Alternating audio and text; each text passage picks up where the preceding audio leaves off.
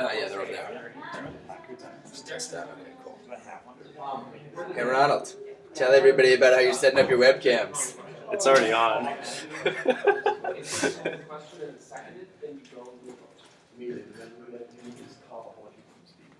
I'm gonna move it over there. Okay.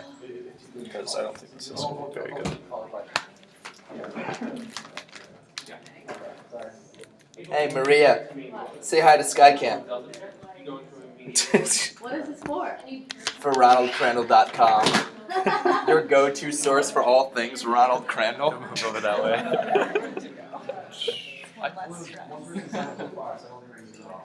I was curious. Did you swing last night at the camp? Hey Kate, say hi to all the folks on RonaldCrandall.com.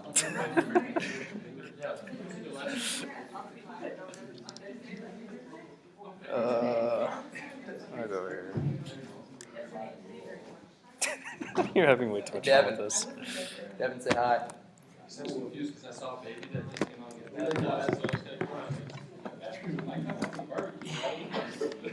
Is there like an extension there for this? Huh? Oh. I'm not sure if this. Here's Ronald setting up the camera.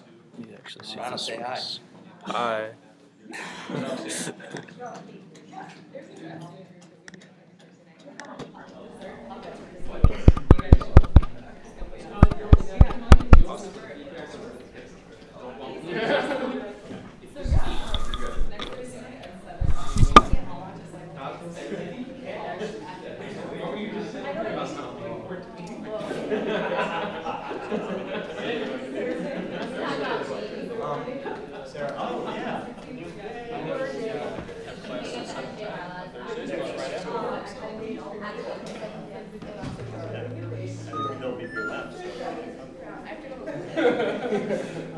So many noises.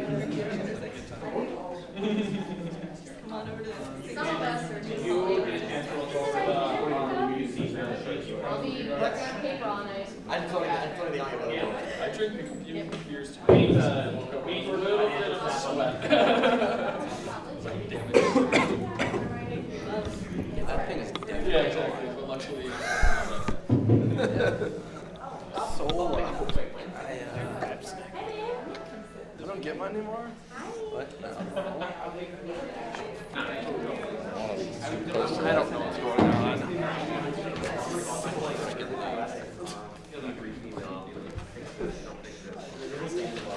I like to sit across from you guys so I can gauge all your reactions. Not important enough. What you doing? yeah, I'm just.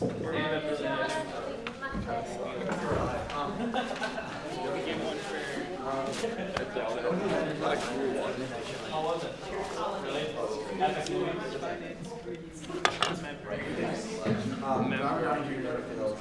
Memory reps are boring. I can hear it. European geography. You're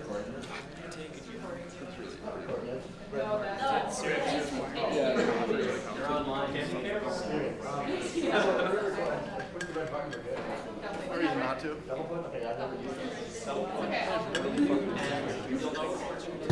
It's like everything. Politics.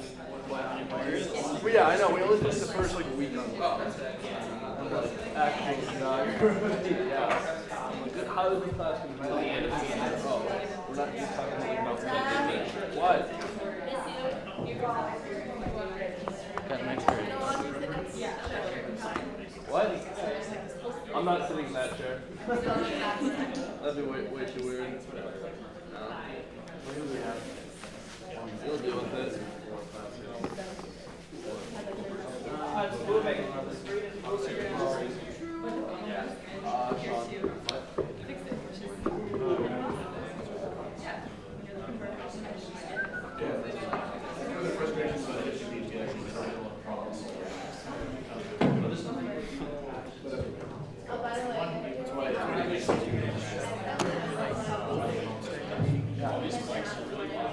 Oh yeah.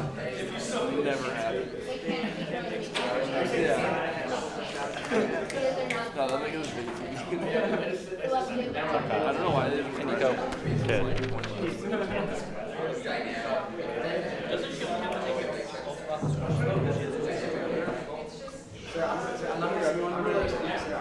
What's up?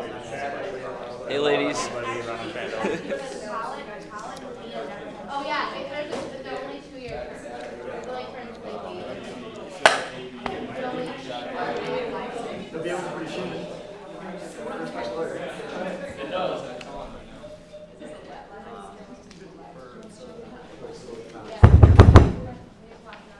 Thanks, Joe. Touch him. I don't know. I just want to feel up to speed.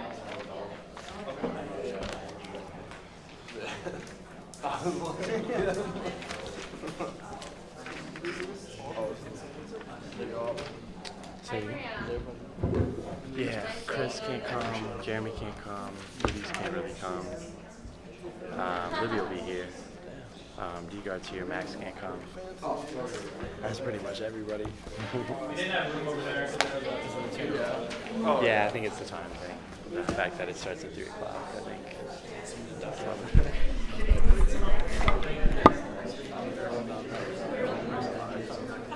Right. There's like a 1 second delay. Which is the honest take when I'm looking on here. Like I was testing out last night. I'm like, I'm closing this call because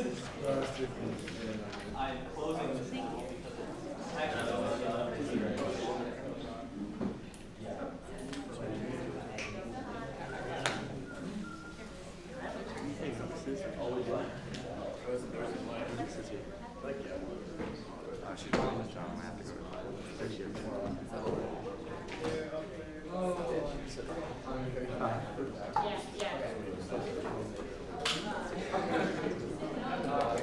I mean, this week will go till 9, so as long as you make closing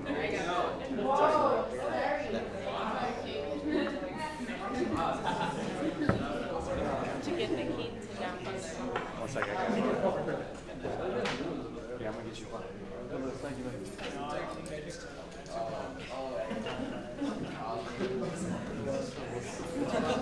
Live it, love it. Yeah, I have to go to school right now.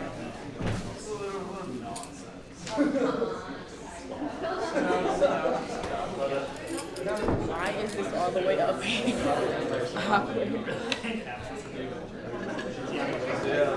Good, man.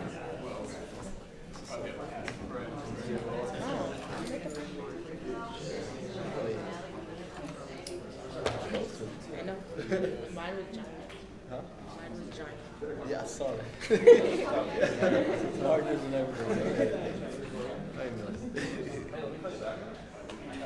It's so weird because I didn't bring everything to the MCC office and I didn't have time to get it. We've also moved the 19th session of the Associated Students of Madison to order. We are in the hearing room of the Student Activity Center. It's May 4th at 3 p.m. Chair Belovsky is presiding and Secretary Kumaro will now call roll. Akers. Babineau. Pelosi. Here. Crandall. Here.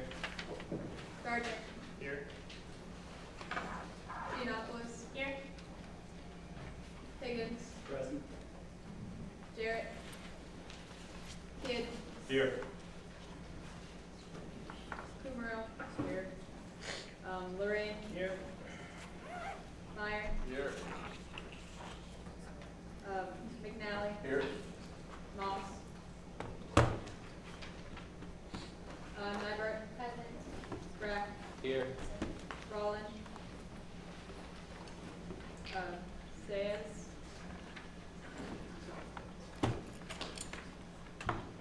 Statter. Here. Volker. Walters. Here. Wheeling. Here. We need to do announcements. Are there any announcements? Yes, Representative Nyberg. Yeah, I'm probably going to have to leave around 5:45, 6 o'clock. Thank you. Do you have some questions? Yeah. Are there any questions for Representative Nyberg? See none. Okay, I have an announcement. So I'm planning on having another meeting to get through these bylaws that we were trying to bring up tonight on this Sunday from 4 to 7:15 p.m. I believe. And I totally find everyone's kind of like nodded their head if they could make that. I know it's really difficult around finals time and everything. How many people cannot make it, I guess? Feel free to raise your hand, anyone. Okay, we'll discuss this after the meeting then. Great. We'll figure something out. Okay. And any questions, I guess? Any comments? President Network? Would you be amenable of holding a meeting next Wednesday when the regular student council meeting is scheduled for? Yeah, my thought was just some people do have like finals Thursday and Friday for a few people, so I don't know if they wanted to do that or be able to make that as well. So I mean, sure, why not? Can you guys also like, why not just nod your head if you can make Wednesday? I mean, raise your hand if you can't, I guess, again. Okay, so similar. We'll figure it out.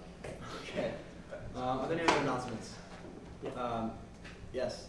Yeah, I mean, if people are looking for an alternative to Mifflin, the Wunkshik, the Native American Coalition on campus is having a powwow.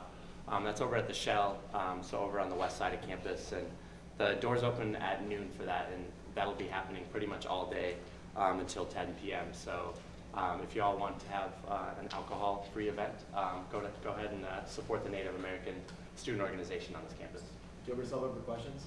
Yeah, absolutely. Are there any questions? Yes, Chairman Downey. What is a powwow?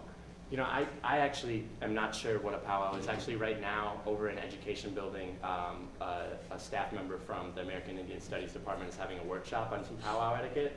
Now, I'd love to be there right now, but we can't. So I'm not sure exactly how to describe a powwow. Do you have a follow-up? Chairman Downey, do you have a follow-up?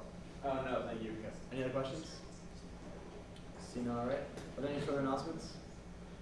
Hearing none, we'll move to swearing in representatives. So the representatives who have been approved to be sworn in tonight are Nico Magayon, Neri Cicetta, Libby Wickbander, who we'll move our rules for later when she comes back, and Devin Hamilton. So if you guys please rise.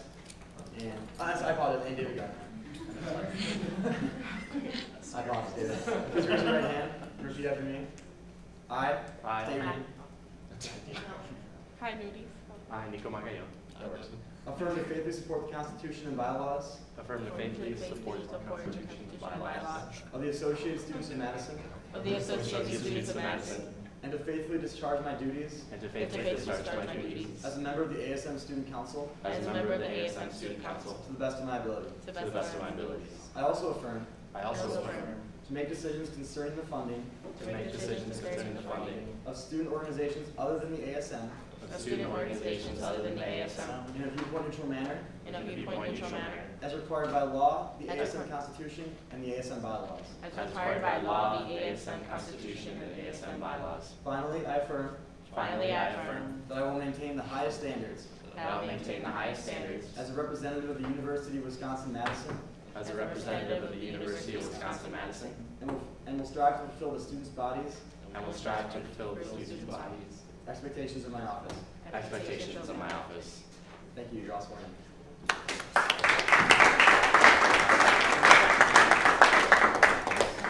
Okay, moving right along, we'll go to open forum. Any member of the ASM shall have the right to speak at the open forum.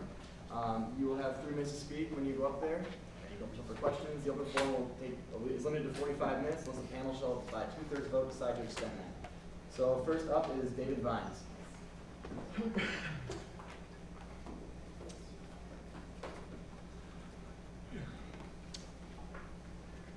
You have 3 minutes whenever you begin. Hey folks, my name is David Hines. I served on SFC for 18th session and I'm very proud to have been reappointed for 19th session. First, I just wanted to give a shout out to everybody watching on ronaldcrandall.com. #1 search engine. And I'm actually watching myself as I give this speech. And just make sure that I look good. Anyway, I'm here speaking on behalf of myself and SFC Secretary Ellie Brooker. And she can't make it today. She wanted me to speak on her behalf. And so all the ideas that I put forward today are on the behalf of myself and Secretary Brooker, except for my proposal for the ASM moon base, which is entirely my idea. To make sure that everything works procedurally, that we're asking for this afternoon, so you could pass the pieces of SFC legislation that we've sent to you, we are asking for you to call and attend a special a special session sometime next week. Suspend the rules this week, so just attend a special session sometime next week. And if you could show up to that and make sure we have quorum for that, that would be much appreciated. This is directly from Ellie about the two pieces of legislation. To speak quickly to why these particular changes should be passed, I firmly believe that both these changes are necessary and will benefit SSC and the student organizations in the GSSF, as well as the greater student body. The change to the definition of event is very simple, and the new definition would allow a series of events that are tailorable and educational to be counted as direct services. So this allows groups a bit more flexibility as far as the format of direct services, while still maintaining the required level of service to our students. The policy violation changes, which is the second piece of legislation we passed down to all you, is also extremely important. These changes reflect more appropriate consequences for policy violations, as well as including accountability measures to identify problems and problem areas, and be proactive in ensuring that no further policy violations occur. This will allow SFC and the GSF groups to work together to solve any issues that may arise. Ellie and I stand behind these changes wholeheartedly, and I ask you to keep that in mind. I ask you to keep in mind that SFC voted unanimously to make these changes, and so I really hope you vote to take these up, vote for another meeting, and pass them when you get to it. So thank you very much, and I open myself up to questions. Are there any questions for David Vines? Thank you, David Vines. You're welcome. Okay. Next up on the form is Brianna Barth. You have 3 minutes as well when you begin.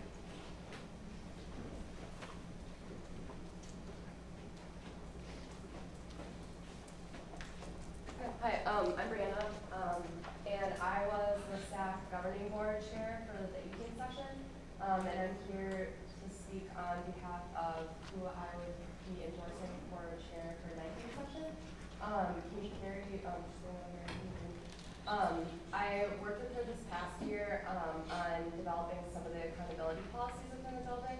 I also worked with her at the front desk in a different capacity, and I know that she has some really great capabilities and has incredible potential for this next session.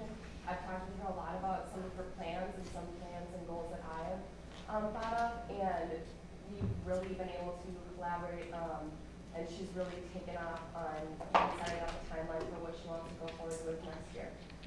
She has a really key vested interest in this building, and she has a lot of experience working in here, which I think in terms of heading a governing board, familiarity with the building that you're working with, your organization, is really crucial. And her ability to work with policy and the accountability piece within this building has been really helpful as well. Whenever we take on a project or assign a task, she's gone above and beyond what I've asked for. And I know that she's also worked really well with everybody on the board, and she also is very familiar with all the staff in the building, which is really helpful, especially for the job position. I know that she's incredibly proactive rather than reactive, which a leader can definitely serve in these positions and be reactive, but I know that if she serves in this role, she'll really be able to get everything done and go above and beyond whatever the job description entails. She's a very independent thinker, and I know that she won't let any specific entity within the building overpower any of the other entities or tenants within the building. And I know that she's incredibly passionate about student space, and over this past year, the governing board has really taken on expanding from just serving the students within this building to making sure that student space is recognized and spread all throughout campus, and that's something that she's definitely voiced a concern for as well. So I will open up myself up for any questions, but she'll be speaking later too. So. Other questions for the speaker? Representative Navarre. Can you speak about the proposed changes that you made to the board last year and how you really hope that those changes are sustained into the future? So over this past session, we basically laid out the groundwork for allocating space to different student organizations within the building. That was one of the major undertakings. And we also created a policy so that once students are given space within the building, there's a way of checking that that space is being utilized by all these student groups, and that's a way of making sure that as groups ebb and flow over the years, that they're still maintaining space that's appropriate for them. So that's one of the major changes. Do you have a follow-up? Any further questions? Jeremy, aye. Do you feel like Katie will be able to fully handle the chair position, having never been on the board before? Absolutely. And we've talked about this a lot, and I understand that it's incredibly beneficial for her to have been on the board. She's been able to work with me on some of the projects that the board has been working on, so she's been involved throughout that. She's also seen the implementation of a lot of the policies that we've passed, and she works within the building.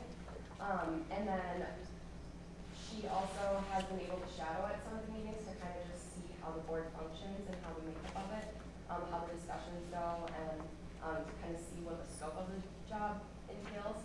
So she's very aware of the different roles and tasks that the board has. So I think that she will definitely be capable of it. Do you have a follow-up? Yeah, I do.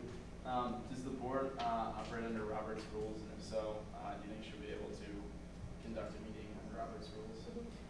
We're a special committee, so we don't have to function under Robert's rules. However, she is familiar with parliamentary procedure, so I definitely feel confident in that. Do you have a follow-up question? I do not. Thank you.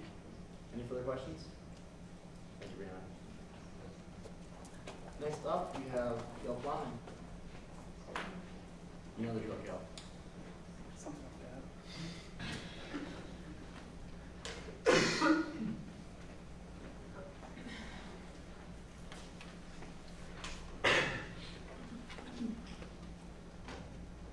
Hi, everyone. For those of you who don't know me, I've spent way too long in this building. I have been involved with SSC for the last 3 years now, starting suing SSC and behalf of the GSF group, and then over the last 2 years, being on the SSC and being sued. I'm here today to talk about some of the SSC bylaws that we proposed that we tried to get passed at the end of last session, but we could not get through due to law change and ran into it through the year. Specifically, I am going to talk about the events bylaws. First of all, it's important that you guys vote to suspend the rules and take this out tonight, because if we don't get this passed before the beginning of the summer, we're not allowed to pass anything over the summer, and during the summer you have the beginning of the eligibility cycle, meaning that it is impossible to pass anything that will affect groups next year if we don't pass it before the beginning of the summer now. And then onto the events criteria specifically, one of the largest problems that the GSF have had with the eligibility criteria over the 2.5 years I've been involved has been that we do not consider events to be direct services.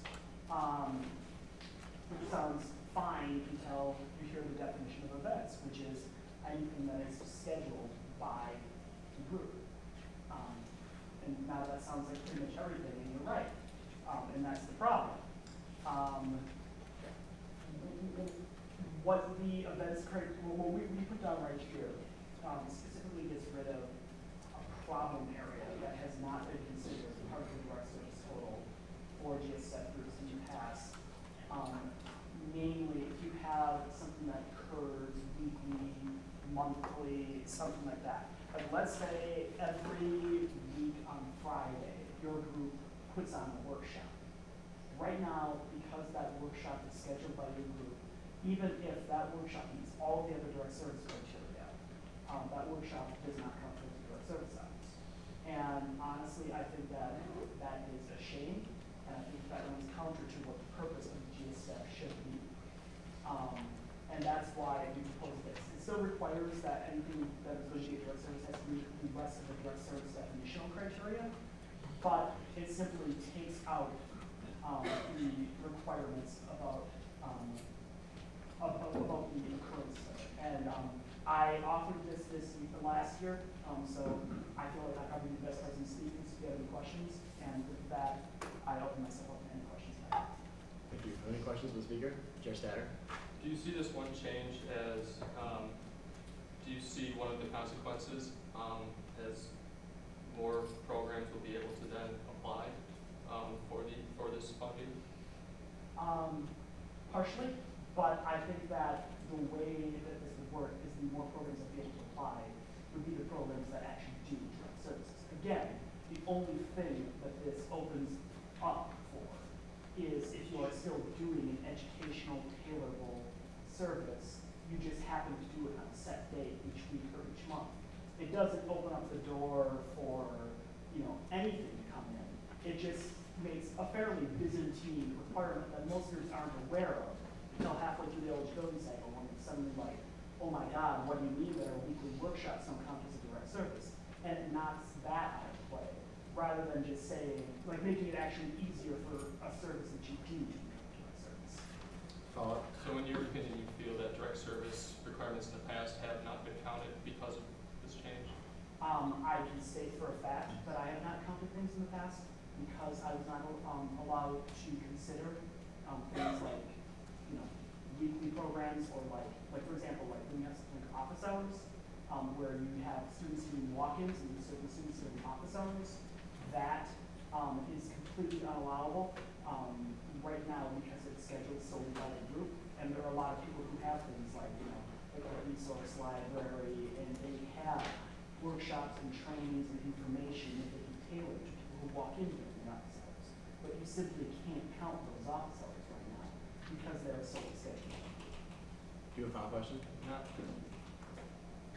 Further questions for the speaker? See none, you can sit down. Thank you. Next up, we have Laura Chekovich. Laura, you have 3 minutes to begin. Okay, I'll probably need a little more time because I have 4 things I want to speak to. Motion to extend 3 minutes. Second. The motion to extend 3 minutes and a second. All those in favor of extending speaker's time, please raise your placard.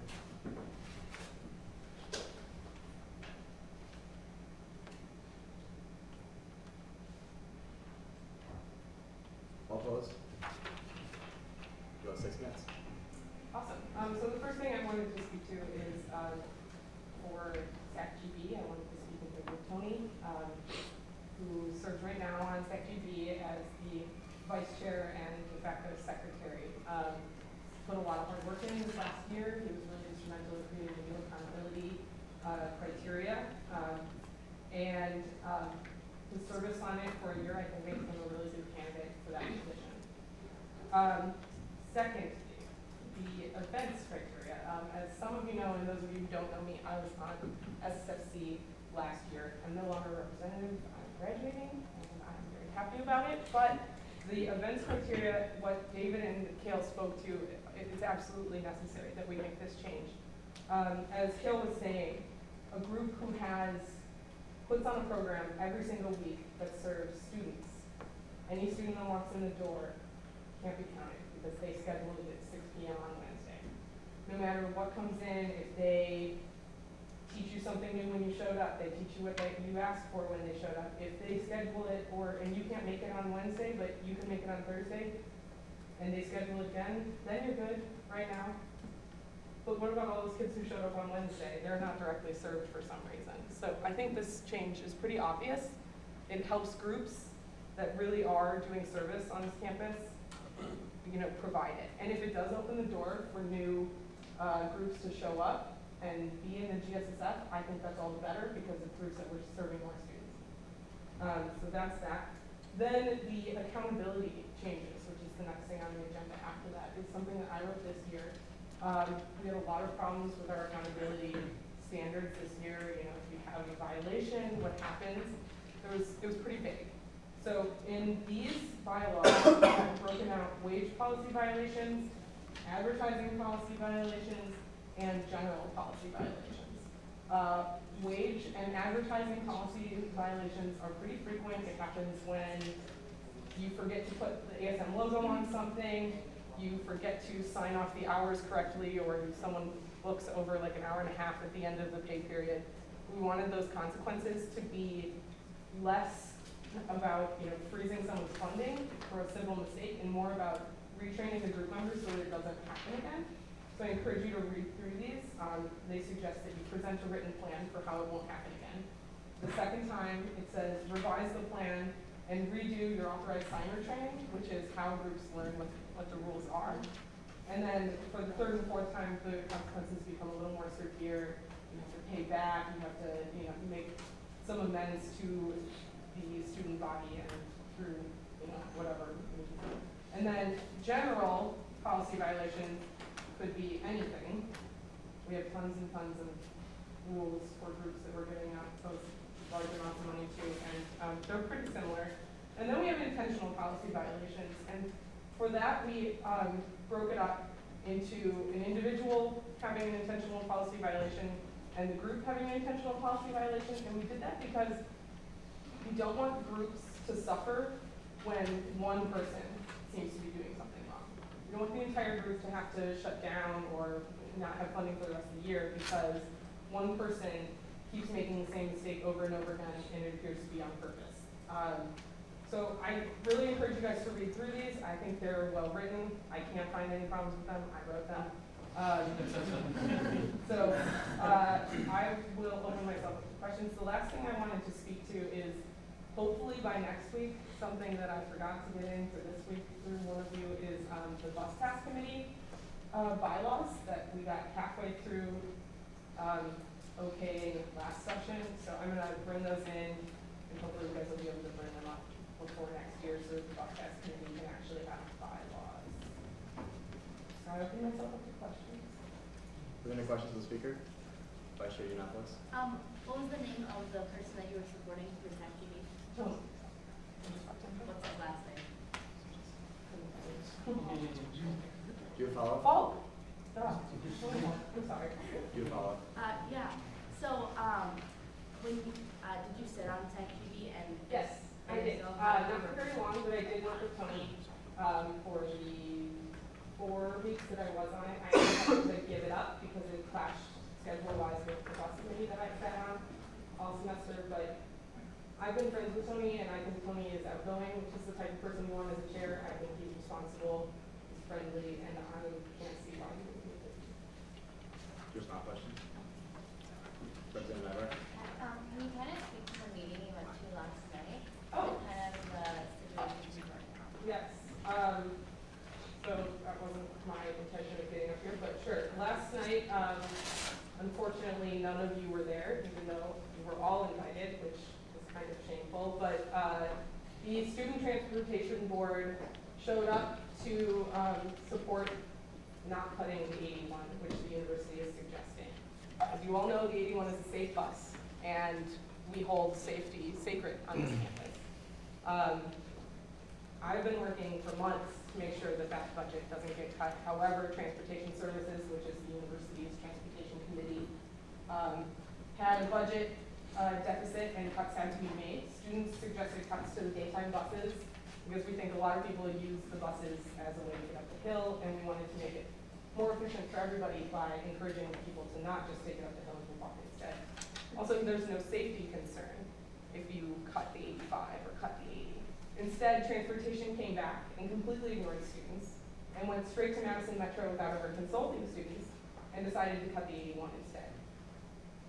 I told all of you that, and none of you showed up, so I hope you really step up and continue to fight this. As of right now, we have a verbal commitment that will be in the room from now on.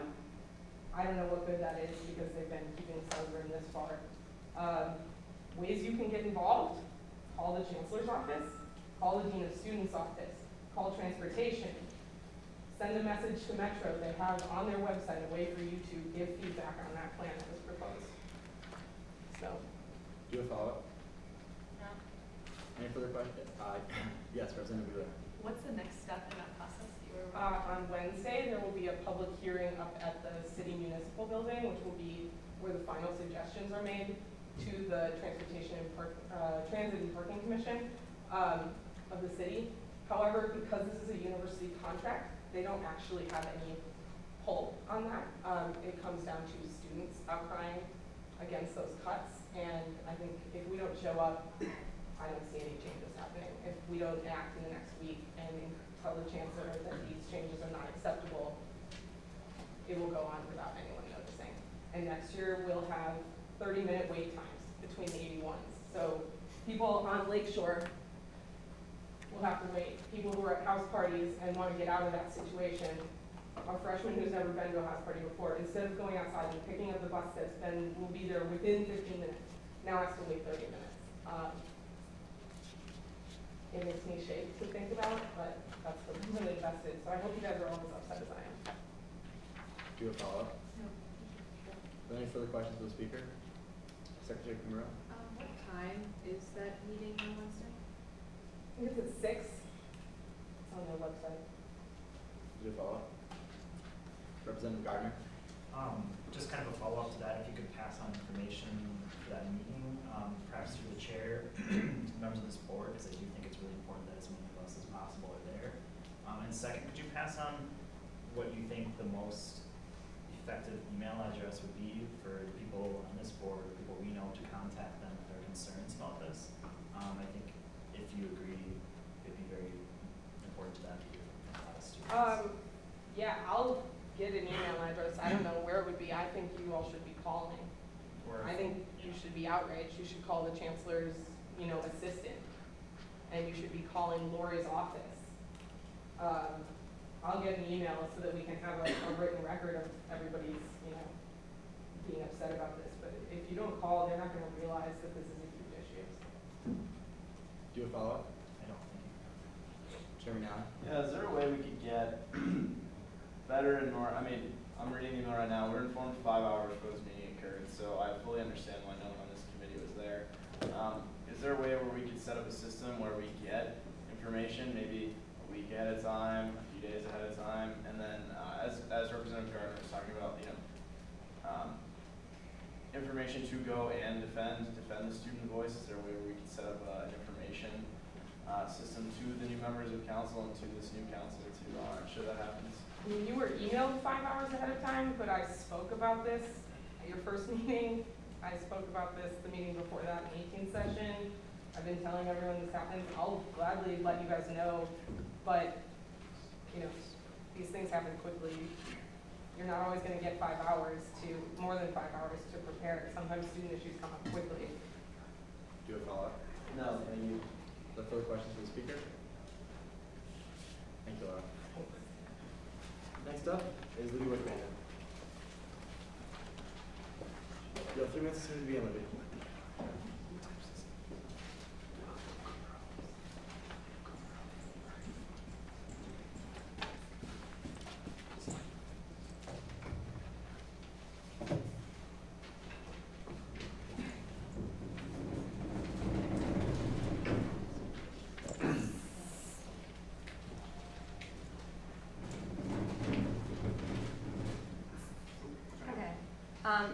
I wrote stuff down because I don't know if I'll be able to read it fast enough, but I'll try.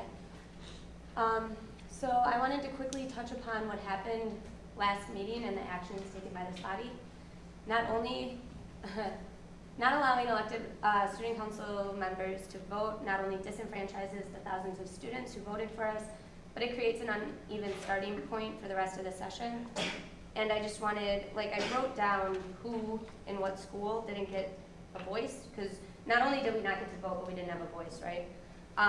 So not only, a little more than half of LNS had a voice. So 5 out of 12 people didn't get to vote or talk that were elected. But for the School of Engineering, you had half of the people elected, which is 1.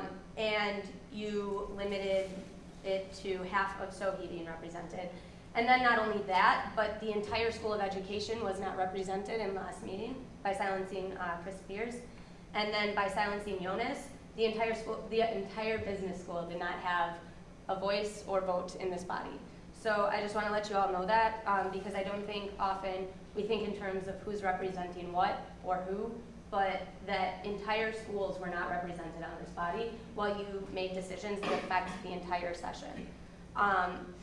And going into that, during the retreat, we had an opportunity to discuss, to have a discussion about the contention on this body and how to eliminate that and move forward and be cohesive as a group this year. And I was told by multiple members that there was no need to drag 18th session's drama into the 19th session and that no one here had anything to do with it.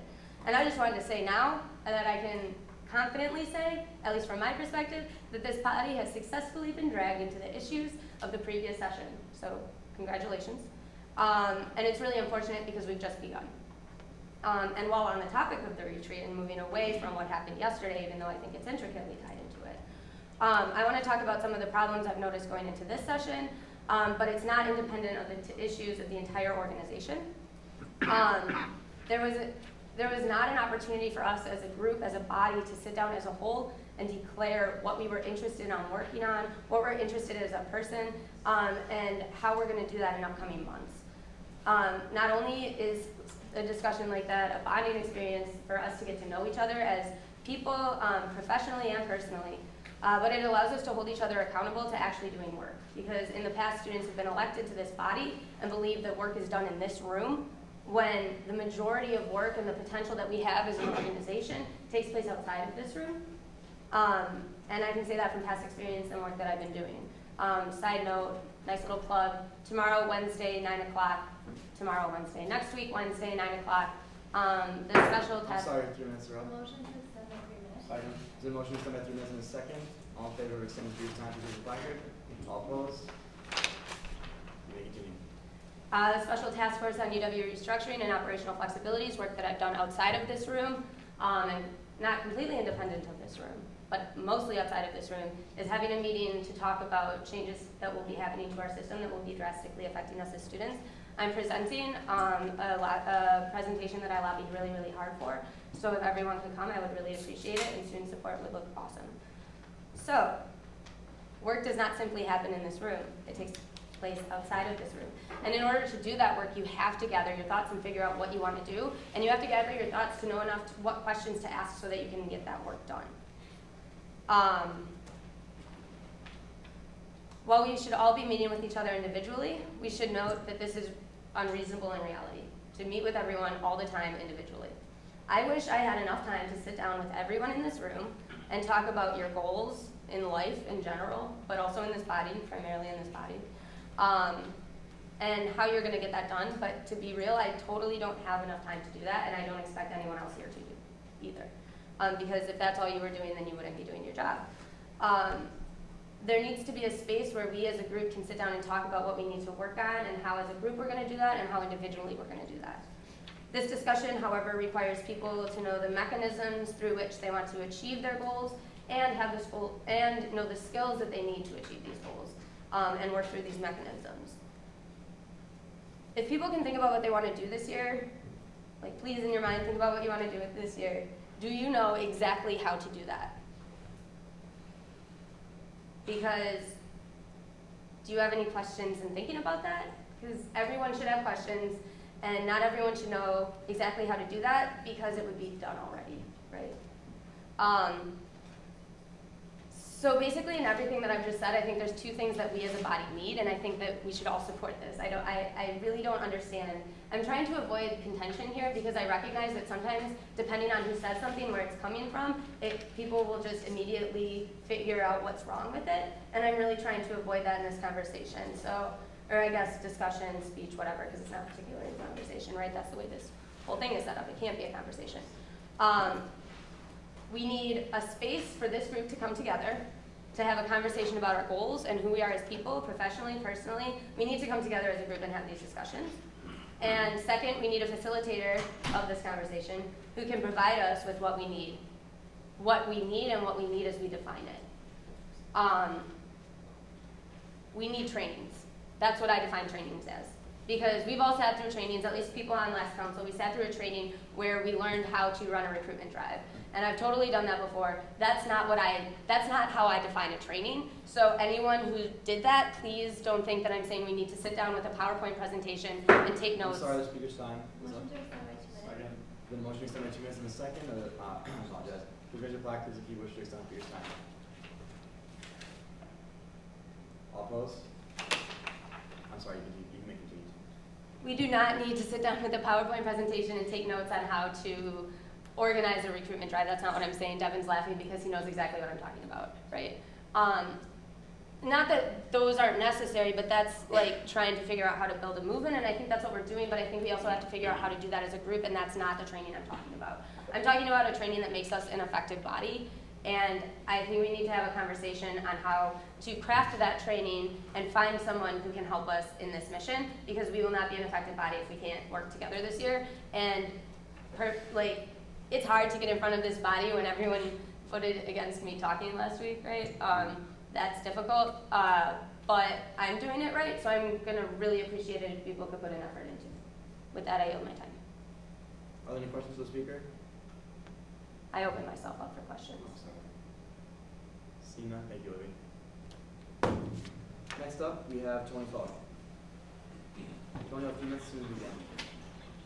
I just wanted to come introduce myself to everyone. I've met with a few of you, and you might kind of know me from being around the office, but I'm running for SACG chair. I've been on the committee for over a year and a half now, and I was vice chair this past year and was able to work through like the restructuring of the allocations process and every little aspect of SACGB. So I'll probably talk more to you guys later through my speech. I just wanted to put myself out there for you guys.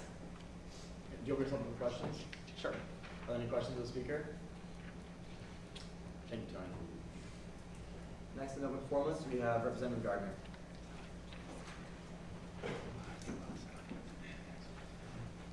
Okay. First of all, I just want to say a few words today.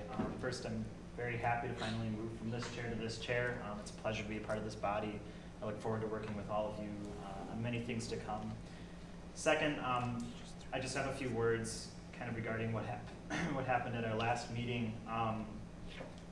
Although I was personally affected by what happened in terms of some voices being silenced in those elections, I want to say that I do think it's really important that this body as a whole move on to the next step and take a step forward towards that exact vision that I outlined in what I said, as far as us being a unified body that can really make a change from last session. That's something that is very important to me personally, that we change our image and we change the way we treat ourselves, the way we treat guests at this meeting and this body. So I personally will strive very much to do that. I'll strive to reach out to people who I normally wouldn't talk to as much, or who people might assume I wouldn't talk to. I will strive to not hold on to what happened earlier this week, and to move on with respect for our excellent chair and vice chair. And I really do hope that you all do as well. But primarily that we create a friendly atmosphere. The one thing that I heard over and over again last session is the environment that this room makes, the dynamic that people coming to sit here and talk feel. And I really hope that we can work to mitigate that. I'll definitely be doing my part, and I encourage all of the other members too, and I really do trust that we will. So that is all. I do not open myself up for questions. Thank you, David. And the last speaker as of now, in open foremost, is Representative Rowland.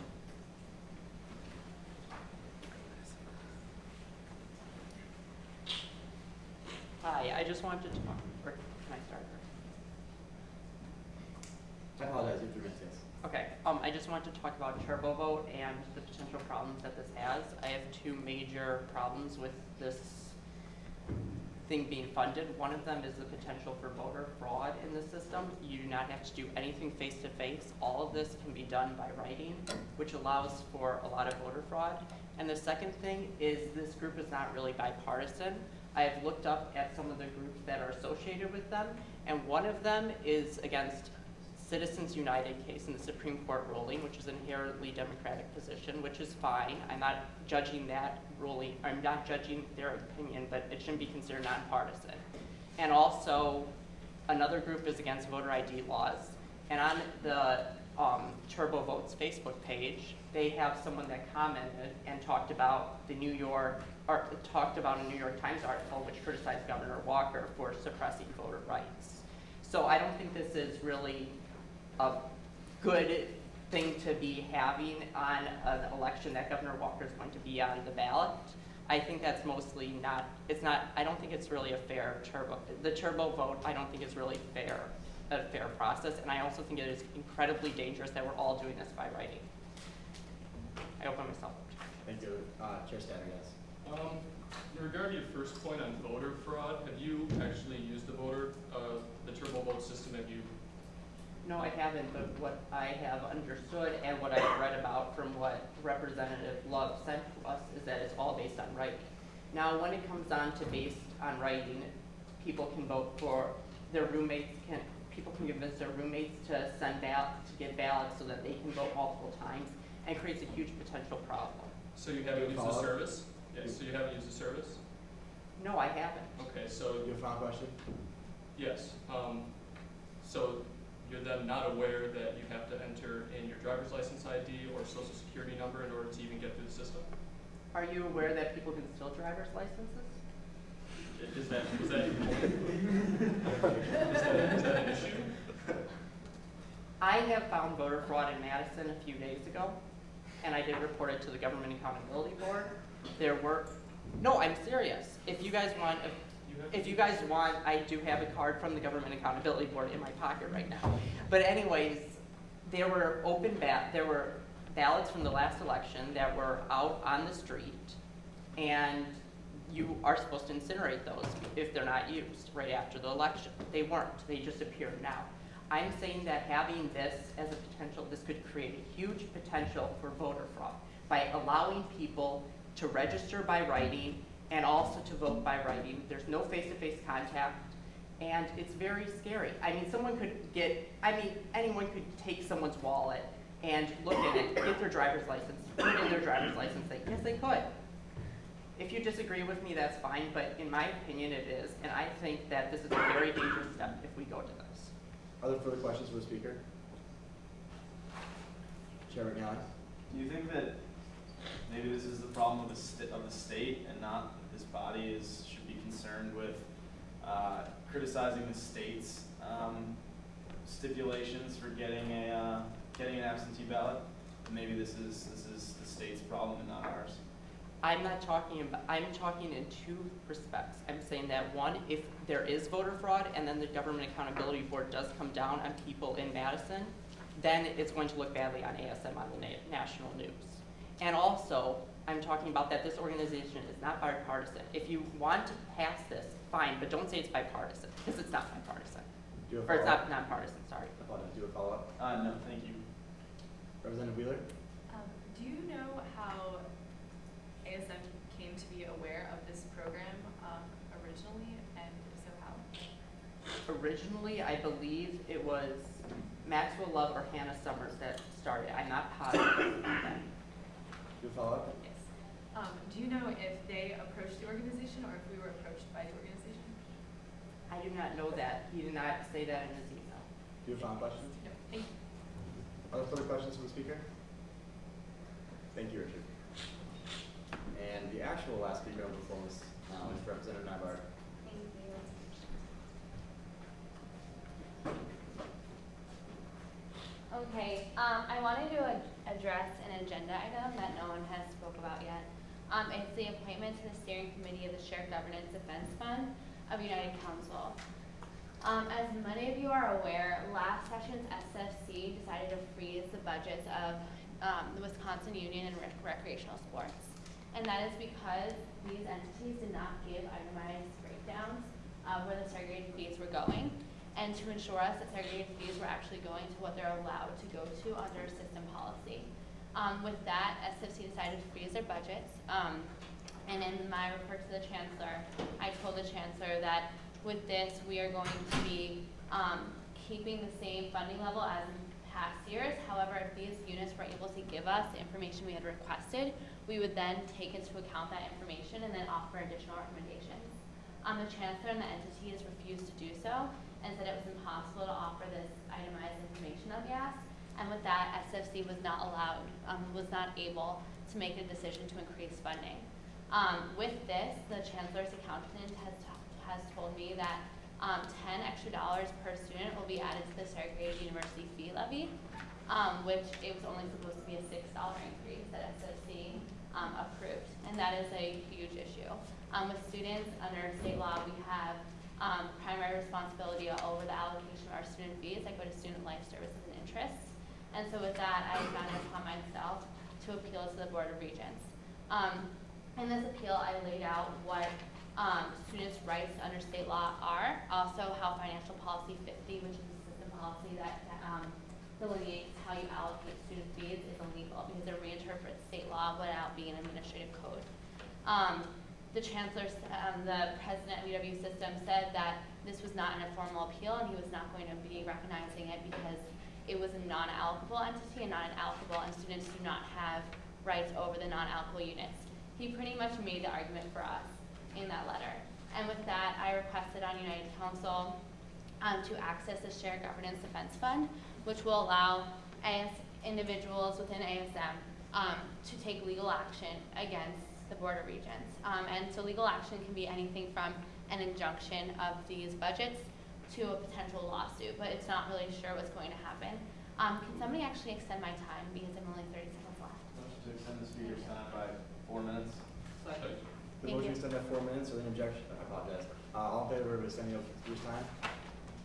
All opposed? You have 4 minutes. Thank you. And so with that, I sent a request to United Council and they gave us access for that. At the Board of Directors meeting last week, United Council, after myself speaking with the attorney that we were going to hire, and the executive director of United Council made a decision to allow 2 appointees of the ASM on this committee that's going to be steering it. Since most likely this lawsuit is going to be, if we have a lawsuit, it's going to be in my name, I'm going to ask that you all pick me as one of the appointees to this board, because I think it's really important for me to be as integrated into the dealings with this as possible. Also is that I and my committee members have carefully, strategically administrated everything that happened this whole year, and it's really important for my institutional knowledge and knowledge of the process to be there. I'm also going to ask you to be appointing Joe Van and Avin, who is a SFC representative and most likely going to be the vice chair of SFC to this board. He sat through the whole process, and I think with his knowledge of the committee, and also he sits on recreational sports, and he has some insider knowledge of that specific entity, he'll be valuable on this committee as well. So with that, I'll open myself up for questions. Are there any questions for the speaker? See none, thank you, Sarah. Are there any other speakers on the forum? Yes, Representative Magano. Sure.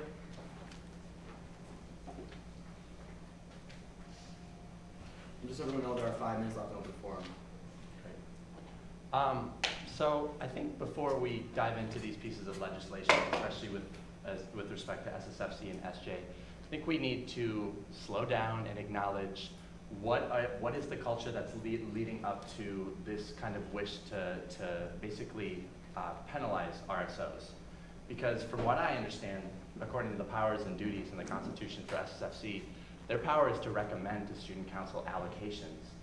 I don't see anything about being able to penalize RSOs for whatever happens. So I just wanted to let you all know that I think we need to find a perspective first as far as the free market, open market of ideas, that is the segregated university fee system that we have. So I just wanted to give a few quotes about this concerted group. Indeed, we live in the era of the concerted group right now. So the reality is that the past 5 years have seen SSFC leadership and others in student government use their unbridled discretion and committee control to change the wording of the criteria purposefully to limit the entry into the fund. And a quote from the 2010 fiscal year report that the SSFC chair provides to the chancellor says that these decreases represent a concerted effort by student government leaders and SSFC to adopt long-term strategies for the sustainability of the GSSF. These efforts are thus far proving effective. Goes on to say also that the concerted group states that the criteria utilized this year are essential to limit entry into this fund. Since the GSSF allows RSOs to receive large comprehensive budgets, proper barriers to entry must be put in place to avoid expansion of the fund to an unsustainable level. And over the past 4 years, the GSSF has seen a dramatic decrease of approximately 2.3 million, or 64%. These decreases represent a concerted effort by student government leaders and SSFC to adopt long-term strategies for the sustainability of the GSSF, along with a shift in the attitudes and ideological approaches present in the allocation of these dollars. These efforts continued this year and are thus far proving effective. One more. An SSFC chair note from the 2012 submission to the Chancellor says that a concerted effort has been made and must continue to be made to maintain appropriate stewardship over these funds if this fund is to remain viable. The steps taken up until this year had resulted in a deep mistrust by GSSF groups of SSFC administration, stemming from the necessary hack and slash mentality SSFC has taken in the eligibility and budgeting processes. This year has been a pivot point, however, because with a large portion of the abuse curtailed, efforts can once again be made to make the process more collaborative in nature. I'm sorry, the speaker's time is not expired. Motion to extend. 2 minutes. Can you give us a motion to extend how long? 2 minutes. 2 minutes, is there a second? Okay, all in favor of extending the speaker's time by 2 minutes, please say aye. Aye. Opposed? And use the chair, that passes. Please continue. Thank you. This year has been a pivot point, however, because with a large portion of the abuse curtailed, efforts can once again be made to make the process more collaborative in nature. Great strides in this area can be made in upcoming years. However, future chairs must remain vigilant and take all necessary steps to ensure these budgets remain at viable levels. So again, just going back to the duties of SSFC, it's to recommend allocations. It's not to fine RSOs. And in fact, Section 5 of the bylaws about student judiciary, 5.021, it says that as is outlined in Constitution Article 10, Section 3, the student judiciary shall have authority over all ASM elections, over cases and controversies arising under the Constitution, bylaws, rules, and laws of the ASM, and over all registered student organizations. So the sole power to basically punish RSOs lies with student judiciary rather than SSFC. So I see no point in setting out this legislation that's going to basically micromanage different RSOs on campus when really SSFC is put in this place to allocate monies, not fine RSOs. So, and then another just final note is I do want to emphasize that rather than jumping into these pieces of legislation, we need to ask ourselves, what kind of training have I received to be able to go head on into these legislations and be able to speak eloquently about the pros and the cons of each. So I would ask you all to really do more to seek knowledge amongst yourself, and as well as seek out the proper training to be able to understand and comprehend the greater picture, the status quos that exist in this room. So with that, I do open up myself up to questions. Chairman Nyberg, you have 30 seconds left in open forum. Motion to extend open forum. It's been motion to extend open forum by 3 minutes. Is there a second? Is there a second? All in favor of extend open forum, please raise your placard.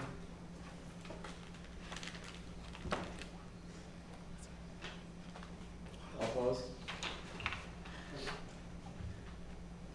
Vote of 9 to 4, that motion carries. Please continue. Yes, Chairman Nyberg. So did you see that was a section from the 2012 report to the Chancellor? Yep, the one submitted, well, 2012 fiscal year, I apologize. Oh, okay. 2011 report by Chair Manis. Oh, okay. Yep, thank Do you. you follow? No, oh, yes, I do. And I assume that you've read the accountability measures that are being put forward from past SOC's body. Do you feel as though these bylaws are better than the ones that are currently stand? Because they are alternatives to the ones that we have now. Sure. I just think they look very similar, though. I am happy that basically the 52-week freeze is that language has been taken out. But again, going back to the original thing that I was stated, is that why have these fine scales in the first place? You know, I understand that maybe groups on occasion will use their allocated dollars irresponsibly. However, why don't we allow the student judiciary to take up those issues rather than SSFC, who's giving out that money, then also adjudicating on whether a student org was guilty or not in their responsible management of their funds. Do you have final questions? Are there further questions of the speaker? Chairman Nally? I guess I was hoping you'd speak to this. I don't really understand the correlation between your first 4 quotes, which I really felt dealt with like fiscal responsibility on the way into becoming a GSSF or into getting that funding, and punishments, which are once you're already in the gate. I didn't really understand the correlation at all, and I was just hoping you could speak to that. Sure. I don't know how to speak to that, honestly. So I thank you for bringing that up, and I'll look to shore that kind of line of reasoning up. So thank you. Thanks. I don't know. Do you follow? Chair's hearing. Don't want to do Are You Aware? But are are you aware that the current interpretation of the bylaw that you cited is more for RSO status guidelines rather than fiscal policy? I'm not aware. I guess I would just like to ask how you've interpreted that. Oh, Do you follow up? Do you clarification, I guess? we can talk about it outside, but there's a large background to the SJ's role Sure. in RSO policy. So. Sure. And I guess it would be great if all of council kind of understood and had that type of perspective. That's another point that I was trying to make, but thank you. Do you have a question? I do not. Okay. Any further questions for the speaker? Seeing none, you may step down. Last name and foremost is Chief Justice Fifield. I just want to say very briefly, I emailed you about the bylaws that are up tonight. I have to work tonight at 6 o'clock, so I'll be leaving at 5:45. And I want to be able to address all of your questions because I understand that these changes are sensitive. So please keep that in mind, and I hope that time allows for that conversation. Thank you. Do you have any questions? Yes. Are there any questions of the speaker? Seeing none, you may step down. Thank you. So the time for open forum has expired. There are no speakers left, so that changes it. Vice Chair Giannopoulos? Motion to suspend the rules and swear in Representative-elect McMahon. Is there a second? Second. Are there any other? Does anybody else in the room that has? No one else has been approved at this time. No problem. All right. So all those in favor of suspending the rules, we'll take a 2/3. Please raise your placard. All opposed? Okay, we are so suspended. Libby, stand up. Please raise your right hand and repeat after me. I state your name. I, Libby McBanner, Affirm to faithfully support affirm to faithfully support the Constitution and bylaws the Constitution and bylaws of the Associated Students of Madison, the Associated Students of Madison, and to faithfully discharge my duties and to faithfully discharge my duties as a member of the ASM Student Council as the member of the ASM Student Council to the best of my abilities. to the best of my abilities. I also affirm I also affirm to make decisions to make decisions concerning the funding of student organizations concerning the funding of student organizations other than the ASM in a viewpoint neutral manner, other than the ASM in a viewpoint neutral manner, as required by law, as required by law, the ASM Constitution, the ASM Constitution, and the ASM bylaws. and the ASM bylaws. Finally, I affirm Finally, I affirm that I will maintain the highest standards that I will maintain the highest standards as a representative of the University of Wisconsin-Madison, as the University as a of, representative, as a, what? as a representative, As a representative of the University of Wisconsin-Madison, and will strive and will strive to fulfill the student body's expectations of my office. to fulfill the students' expectations of my office. Congratulations, you're sworn in. Vice Chair Giannopoulos? Move to go back in the rules. The motion to go back to rules in a second. Are there any objections to move back into rules? Request for information. I'm sorry? What was that? I didn't understand. I'm sorry. We moved out of rules, out of Robert's rule basically to just do whatever we wanted to specifically to swear in the representatives that were not in the room during the initial swearing in earlier. I just didn't hear what Vice Chair. Oh, she did what she just said? I'm sorry. She motioned to move back into rules, so let's keep going with the agenda. Thank you. Okay, you're welcome. All in favor of moving back into rules, please raise your placard. All opposed? And you're back in the rules. We are on adoption of the agenda. Are there any motions to adopt? Representative Nybar? I motion to move legislation 1905-0404 ASM Student Judiciary immediately after the appointments under special order. Second. There's been a motion to move items 8, 4, and 5, the two bylaws there, to follow immediately after 7 is completed. There's been a second. Would you speak to your motion? Yes, I would. I know that Chief Justice Fifield spoke to it that she will be leaving for work. I also will be leaving early, and I kind of want to get my 2 cents on these as well. So with that. Okay. Would you speak to your second? No. Okay. This is debatable. Is there any debate on this motion? Seeing none, the question's been called. All in favor of moving these two bylaws, please raise your placard. All opposed? They are so moved. Okay, are there any further motions to amend or adopt? Vice Chair Giannopoulos? Motion to adopt. So motion in a second. All in favor of adopting the agenda, please raise your placard. All opposed? The agenda is adopted. All right, we're on to reading approval of minutes. Representative Nybar? Motion to approve the minutes. Is there a second? Second. All in favor, please say aye. Aye. Opposed? The Here's the chair that carries. We're going to special orders. Number 1, SSOC appointments. Chairman Gallagher, you have the floor. On point.